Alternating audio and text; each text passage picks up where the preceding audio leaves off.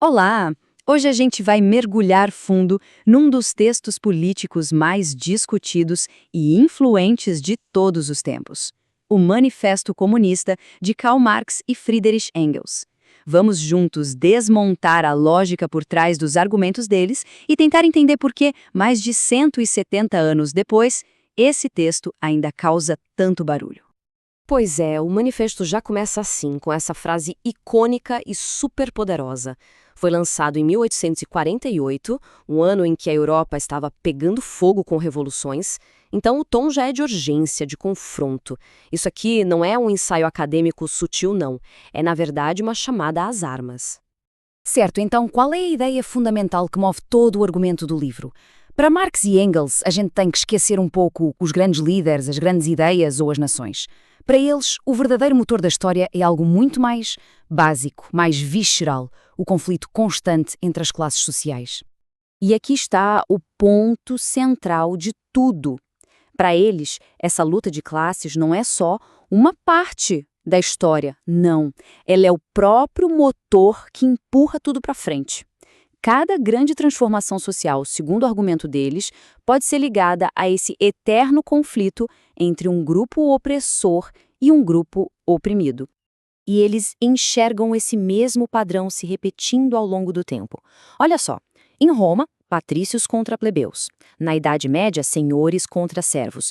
A grande virada na Era Moderna, de acordo com o manifesto, é que esse conflito todo foi simplificado. Ele se resumiu a duas grandes classes em oposição direta: a burguesia contra o proletariado. Para a gente entender esse conflito final, a gente precisa conhecer os personagens principais, né? E vamos começar com a burguesia. O surpreendente é que o manifesto não os descreve como simples vilões. Pelo contrário, eles são vistos como a força mais revolucionária e transformadora que a história já tinha visto.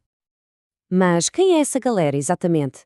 Bom, segundo o texto, a burguesia é a classe que é dona do capital. As fábricas, as terras, as máquinas, enfim, os meios de produção. E por causa disso, são eles que empregam quem precisa trabalhar.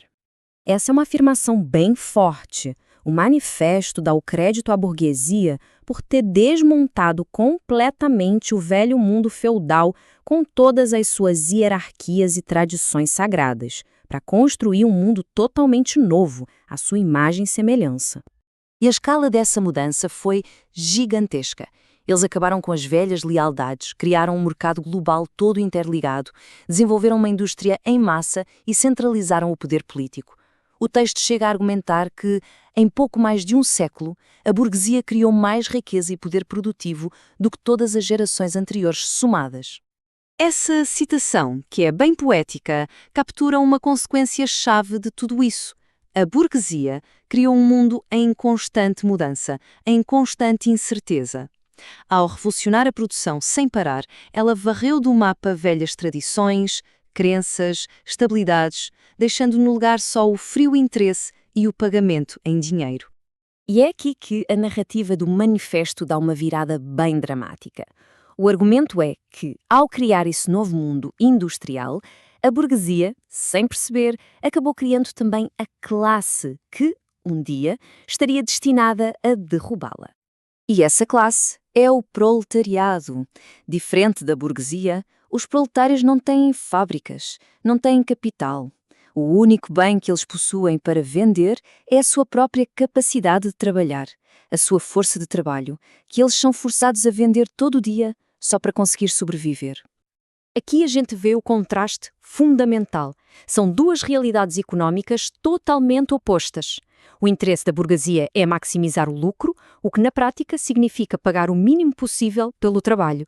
Já o interesse do proletariado é conseguir o melhor preço pela sua única mercadoria, ou seja, o conflito não é um acidente, ele já vem embutido no sistema.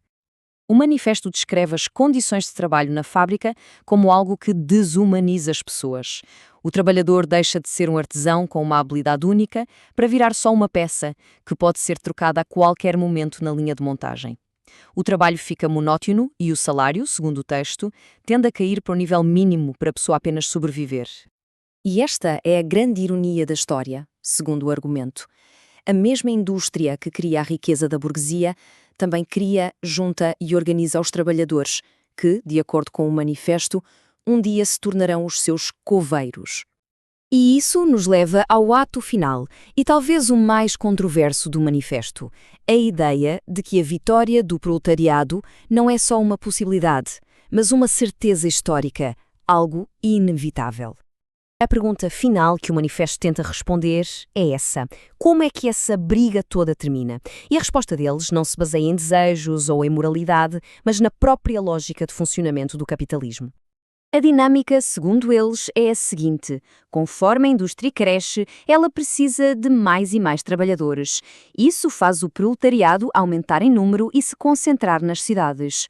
Ao mesmo tempo, a competição feroz entre os capitalistas leva os menores à falência, diminuindo o número de burgueses. A balança numérica, então, pende de forma inevitável. Então, o ponto crucial é essa contradição interna do sistema. O capitalismo não consegue existir sem o proletariado. E o próprio processo de produção capitalista acaba unindo os trabalhadores em grandes fábricas, em grandes cidades, e isso permite que eles percebam a sua força coletiva e comecem a se organizar. E aqui está a famosa e poderosa conclusão do manifesto.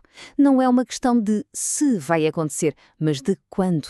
A queda da burguesia e a ascensão do proletariado são apresentadas como resultado já determinado pelas leis do desenvolvimento histórico que eles acabaram de descrever. Para a gente resumir, a lógica do argumento é mais ou menos essa. A história é uma luta de classes. A burguesia revolucionou o mundo, mas nesse processo criou uma classe trabalhadora enorme e oprimida. As próprias condições do capitalismo forçam essa classe a se organizar, o que torna sua vitória final uma conclusão inevitável da história. E tudo isso nos deixa com uma pergunta para a gente pensar. Concordando ou não com as conclusões do manifesto, essa forma de analisar a história através de forças econômicas e conflitos sociais continua sendo uma ferramenta bem poderosa. Então, fica a questão no ar. Se a luta de classes foi o motor da história lá no século XIX, qual seria o grande motor de mudança no nosso mundo hoje?